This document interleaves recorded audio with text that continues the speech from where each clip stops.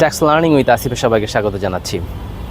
আজকে আমরা জানব কর পরিশোধে দায়ী ব্যক্তিকে সরবরাহ গ্রহীতা নাকি সরবরাহকারী, অর্থাৎ কখন বিক্রেতা ভ্যাট পরিশোধে দায়ী ব্যক্তি এবং কখন সরবরাহ গ্রহীতা বা ক্রেতা কখন ভ্যাট পরিশোধে দায়ী ব্যক্তি। এবিএম বাইজিৎ ভার্সেস বিটিসিএলের একটি মামলা পর্যালোচনা করলে এই বিষয়টি স্পষ্ট হবে। মামলার রেফারেন্স নাম্বার 8 BLC AD 112। উক্ত মামলায় পিটিশনার দাবি করেন যে তিনি একজন সাধারণ ব্যবহারকারী এবং তিনি কোনো ব্যবসায়ী নন। যেহেতু উনি ব্যবসায়ী নন এবং যেহেতু উনি নিজের বাসার জন্য অর্থাৎ নিজের ব্যবহারের জন্য এটা ব্যবহার করছেন, সুতরাং ভ্যাট আইনের ধারা 16 অনুযায়ী ভ্যাট পরিশোধিত দায়ী ব্যক্তি যেহেতু সরবরাহকারী, তাহলে উনি এই ভ্যাট প্রদানে দায়ী ব্যক্তি নন। সুতরাং এই ভ্যাটের লায়াবিলিটি পরে হচ্ছে সরবরাহকারীর অর্থাৎ বিটিসিএলের। এই ক্ষেত্রে কোর্ট দুটি পর্যবেক্ষণ প্রদান করেন। প্রথমত, ভ্যাট আইনের ধারা 15 অনুযায়ী ভ্যাট আরোপিত হয় এবং ভ্যাট আইনের 16 অনুযায়ী আমদানিকৃত পণ্য ও সেবার ক্ষেত্রে যদিও ভ্যাট পরিশোধে দায়ী ব্যক্তি আমদানিকারক, কিন্তু স্থানীয় সরবরাহের ক্ষেত্রে ভ্যাট পরিশোধে দায়ী ব্যক্তি সরবরাহকারী। তাহলে এই ধারা অনুযায়ী বোঝা যায় যে সরবরাহকারী অর্থাৎ বিটিসিএল ভ্যাট পরিশোধে দায়ী ব্যক্তি।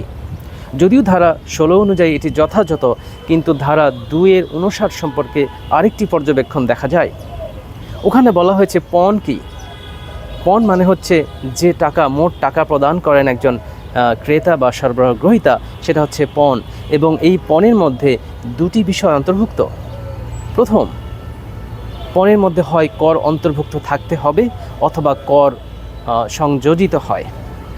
তাহলে যেহেতু সরবরাহ গ্রহীতা টেলিফোন সেবা গ্রহণ করেছেন এবং এই সেবার বিপরীতে উনি যে পণ প্রদান করেছেন, এই পণের মধ্যে হয় কর অন্তর্ভুক্ত আছে অথবা কর সংযোজিত হয়। সুতরাং যদিও সরবরাহকারীর ভ্যাট পরিশোধের লায়াবিলিটি রয়েছে, কিন্তু ভ্যাট সরবরাহকারী এটি এই ধারা 2-59 অনুযায়ী সরবরাহ গ্রহীতা অর্থাৎ ক্রেতার নিকট থেকে সংগ্রহ করেই প্রদান করবেন।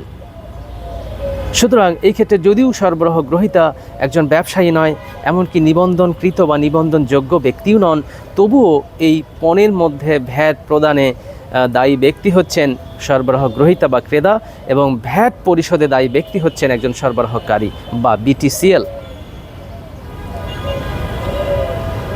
আমরা এর পরবর্তী একটি মামলায় দেখব কখনো কখনো সরবরাহকারী কর প্রদানে দায়ী নাও হতে পারেন।